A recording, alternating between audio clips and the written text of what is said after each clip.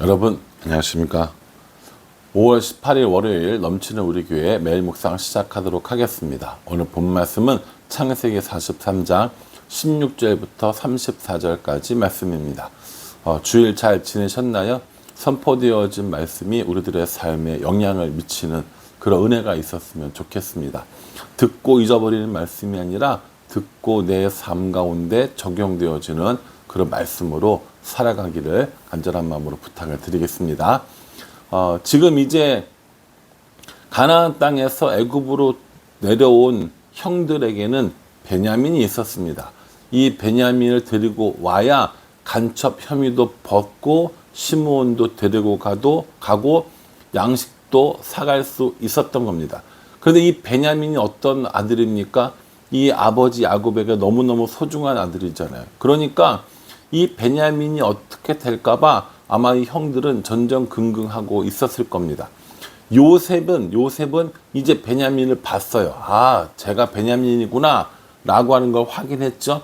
그리고 자기 종들에게 뭐라고 얘기하냐면, 집에 가서 밥을 먹을 거니까 저 사람들을 데리고 집으로 가서 먹을 것을 준비하라 라고 이렇게 이야기를 합니다.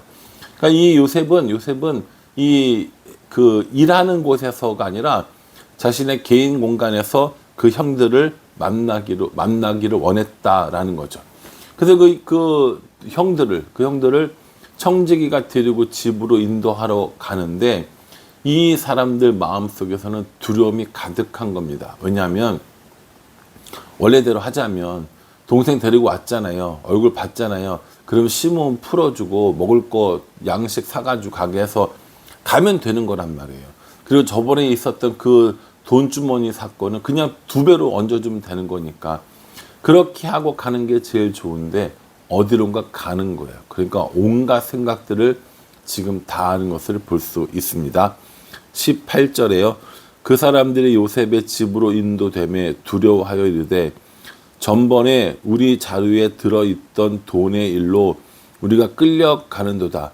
이는 우리를 억류하고 달려들어 우리를 잡아 노예로 삼고 우리의 나귀를 빼앗으려 함이로다 하고 이렇게 얘기합니다. 요셉의 집으로 인도되어져 가는 걸 너무 두려워하는 겁니다. 상상을 낳고 그 상상은 더 상황을 악화시키는 것들을 볼 수 있는 거죠. 근데 여기서 자세히 읽어보면 뭐라고 얘기했냐면, 우리가 끌려가요.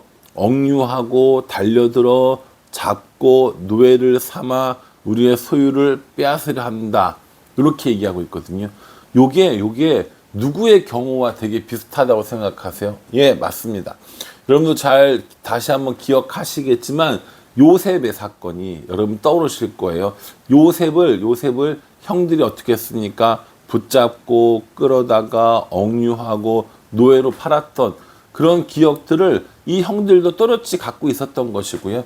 자기네들이 지금 이렇게 어려움을 당하고 있는 이유가 바로 그 요셉을 그렇게 팔아넘긴 사건 때문이다 라고 생각을 하고 있는데, 지금 자신들이 그렇게 똑같이 끌려가고 있는 겁니다. 똑같이 억류가 되어지고 똑같이 노예로 팔려질까봐 두려워하고 있는 거예요. 과거에 이런 자신들이 했던 이런 잘못들이 여전히 생각나고 있다라는 것이죠. 그 와중에 시므온을 풀어주고요. 그렇게 그 집으로 인도되어지니까 이제 그 형제들은 뭐 합니까? 주저리 변명을 하는 거예요. 저번에 우리가 가지고 그 양식을 가지고 가서 보니까 그 안에 돈자루가 있었고, 우리가 그것을 왜 그렇게 됐는지 모르겠고, 우리가 그것도 갖고 왔고, 또 이번에 양식 살 돈도 갖고 왔으니까 제발 우리를 해치지 말아주세요. 제발 우리를 뭐 노예로 삼지 말아주세요. 등등등 온갖 이야기들을 다 하고 온갖 변명들을 다 했을 거 아닙니까? 그렇죠? 그때 이 청지기가, 그러니까 형들을 야곱의 집으로 인도하는 청지기, 그러니까 요셉의 가정 총무 같은 역할을 했던 사람인 거죠. 이 사람이 뭐라고 얘기했냐면 23절에 그가 이르되 너희는 안심하라, 두려워하지 말라. 너희 하나님, 너희 아버지 하나님이 재물을 너희 자루에 넣어 너희에게 주신 것이라. 너희 돈은 내가 이미 받았느니라 하고 시므온을 그들에게로 이끌어내고 이렇게 얘기합니다. 그 청지기가 뭐라고 얘기하냐면 염려하지 말아라, 안심하라 이렇게 얘기거든요. 여기서 안심하라라는 이 말로 쓰여진 단어가 뭐냐면 샬롬인 겁니다. 이 샬롬은 이스라엘 사람들에게 평화를 전하는 인사란 말이에요.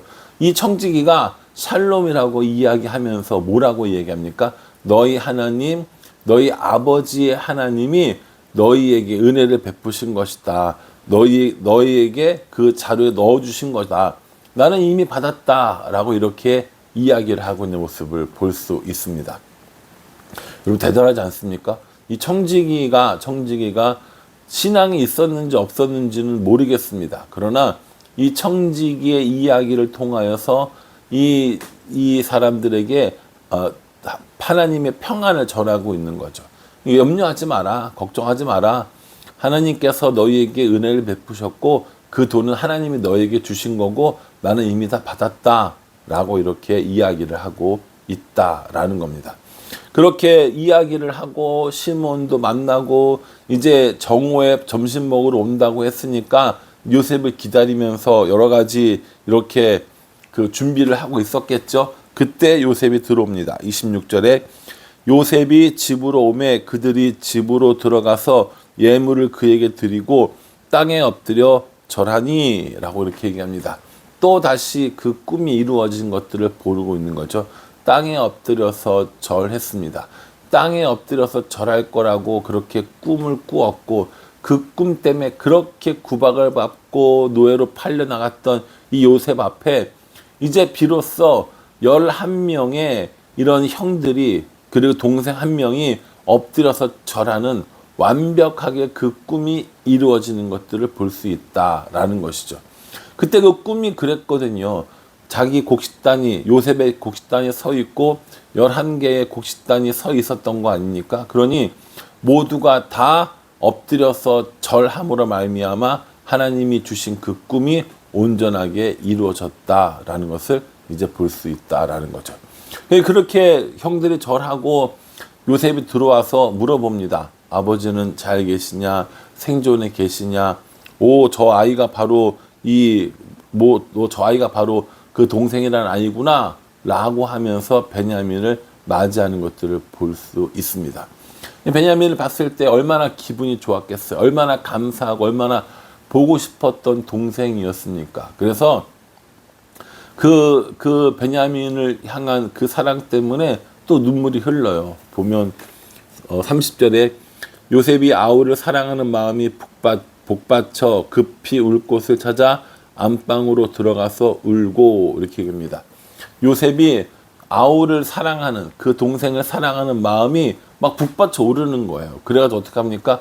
참지 못하고 잠깐 나가서 한참 울고 씻고 들어와서 이렇게 있는 겁니다. 얼마나 보고 싶었겠어요. 지금 얼마 정도의 시간이 흘렀냐면 대략 계산해봐도 22년이 흘렀습니다.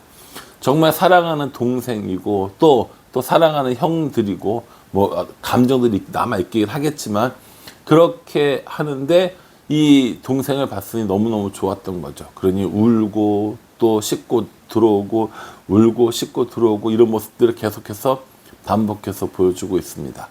왜 요셉은 자신의 정체를 드러내지 않았는가?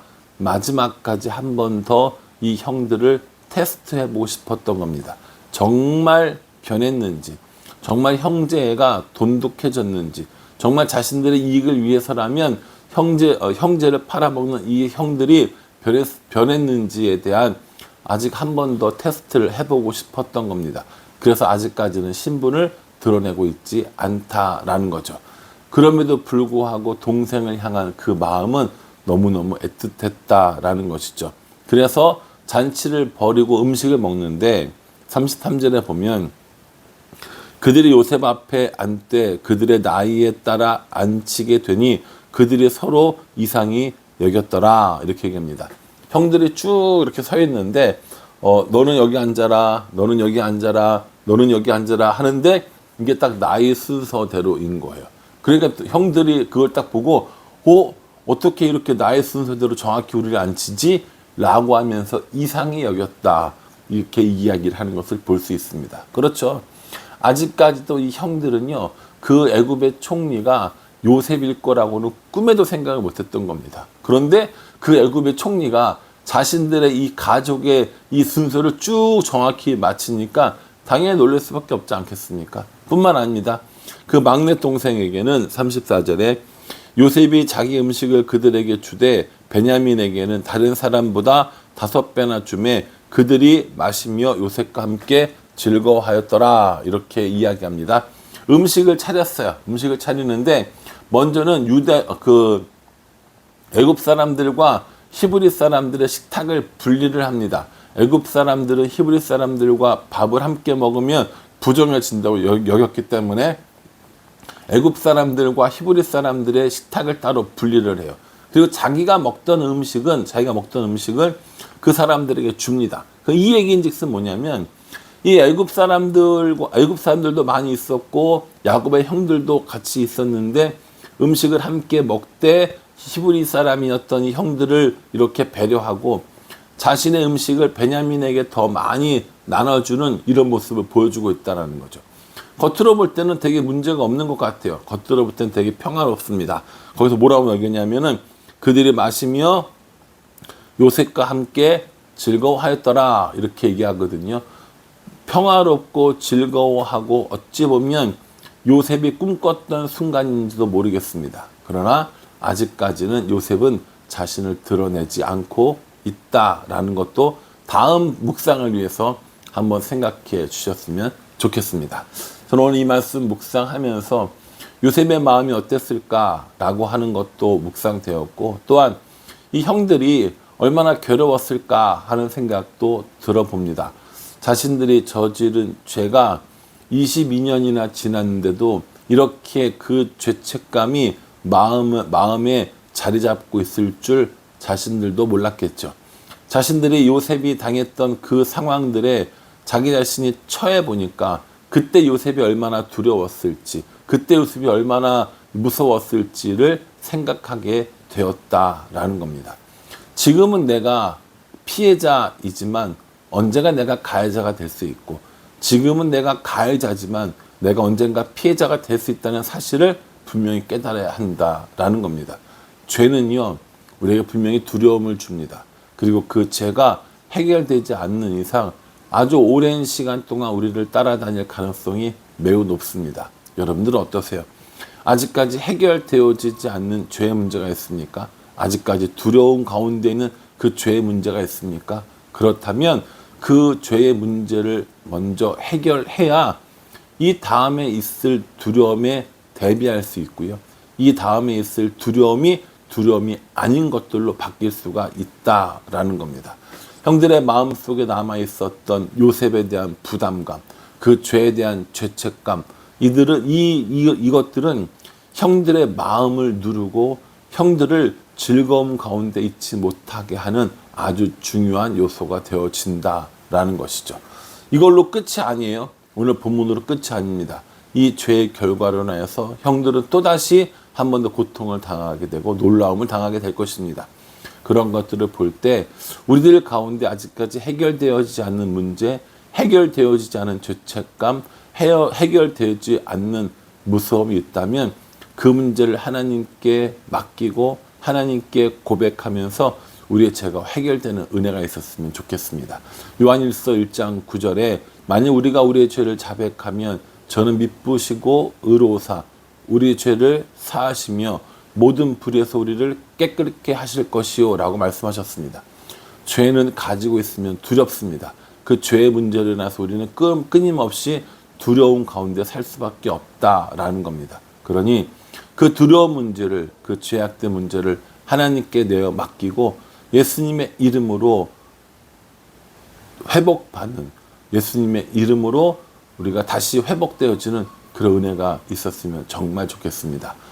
바라기는 저와 여러분 모두가 이 말씀 깊이 묵상하면서 두려움 가운데 사는 인생이 아니라 하나님께 회개하고 회복되어지고 평안을 누리며 살아가는 우리 모두가 되기를 주님의 이름으로 축복합니다. 기도하겠습니다. 하나님, 요셉의 형들의 마음속에는 여전히 두려움이 있었습니다. 그 두려운 모습은 나에게도 또한 우리에게도 있습니다. 그러니 우리들의 두려움을, 우리들의 무서움을, 우리들의 그 죄책감들을 하나님께 내어 맡기고 하나님과 온전히 즐거운 가운데 살아갈 수 있도록 우리를 도와주시옵소서. 예수님의 이름으로 기도합니다. 아멘. 예, 여러분 이 말씀 기억하시면서요, 우리의 두려움이 변해서 기쁨이 되어지기를, 우리의 무서움이 변해서 평안이 되어지기를 하나님께서 그렇게 해 주시기를 간절한 마음으로 함께 기도하겠습니다. 감사합니다.